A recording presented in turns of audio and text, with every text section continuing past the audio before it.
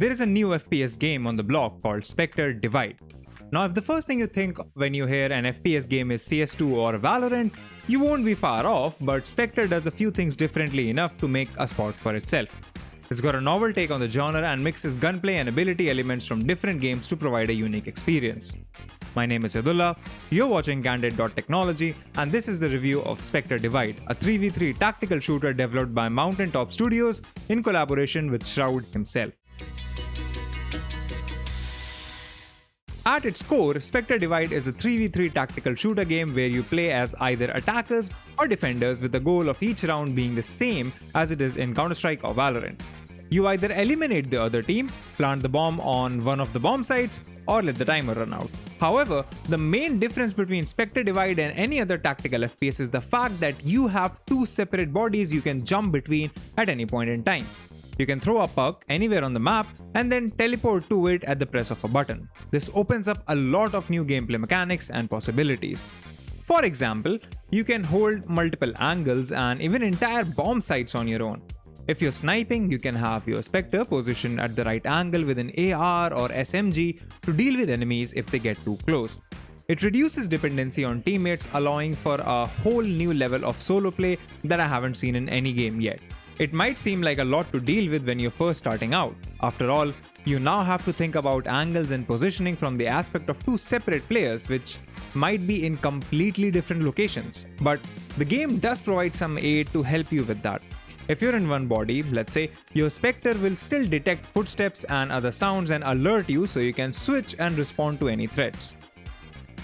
It does take a few games to get used to, but it's actually much simpler than what I had thought initially. Overall, you don't need to be intimidated by the two-body mechanic as it will naturally integrate itself into the game, and by the time you're done with your first 3 or 4 matches, you'll be more than capable of handling the other body. At that point, you'll understand the mechanic well enough to start figuring out your own combos, favorite locations, weapon splits, and more. Your Spectre also gives you a second chance. If you die in one body, you're immediately transported to the other. Discarding its novel aspect of switching and managing two different bodies, Spectre Divide hits the perfect spot between CS2 and Valorant. The gameplay is rather mechanical and places a lot of emphasis on checking and clearing corners, being thorough, and just keeping an eye out for surprises. Another new mechanic that you'll notice when playing the game is that it actually makes sense to aim down the sights. In games like Counter-Strike or Valorant, ADS is generally avoided as you waste time switching and players prefer to just use the crosshair and shoot instead.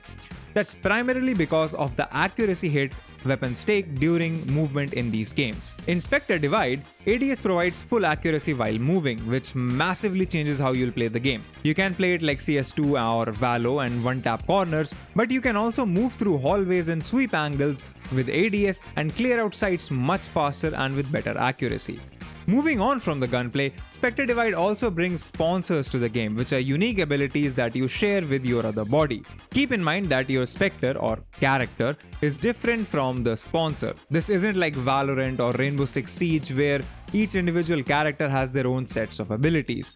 Instead, you select a sponsor before jumping into each match based on what abilities you prefer to use. The ability pool it's kind of alright, especially for a game this new. There are a total of 6 different sponsors at the moment, with only 3 being available when you first launch the game. You get your standard mix of tactical, recon or healing abilities based on what role you like playing. Some sponsors are indeed more powerful than the others, but you can easily counter them based on your playstyle. The gist is that the ADS mechanic, movement speed and abilities all come together to create a ton of different combinations. Regardless of your playstyle, you'll find a set of abilities and gameplay tactics that match how you want to play the game, and that's the fun part. You're really unrestricted in terms of what you can do, and there is a lot of room for goofing around and experimentation. There is only one gameplay mode at the moment, the standard bomb-defusal, but given the number of variables that make up each match, I'm not too mad about this. To me, it makes sense to let more and more players get the feel of the game and how the mechanics work before introducing some complexity with game modes. In its current state, Spectre Divide is right on the border between being fun and being too complicated for newcomers to enjoy. Speaking of matchmaking, the game can definitely use more servers. Queue times can easily hit the 10-minute mark, and it's not very fun sitting around and waiting for the game to find you a match. Once inside a match though, I did not have any problems with connectivity or lag spikes or random disconnects. Finally, the weapons.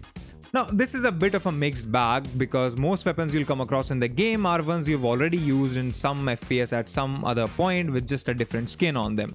However, the way the weapon system is implemented is very different. Instead of buying weapons one at a time, you'll be buying them in pairs for both your bodies. This means that you can't have the same weapon for both your Spectres, and that forces you to make tactical choices when it comes to positioning. For example, one of the combos I really like is a machine gun and an assault rifle combo.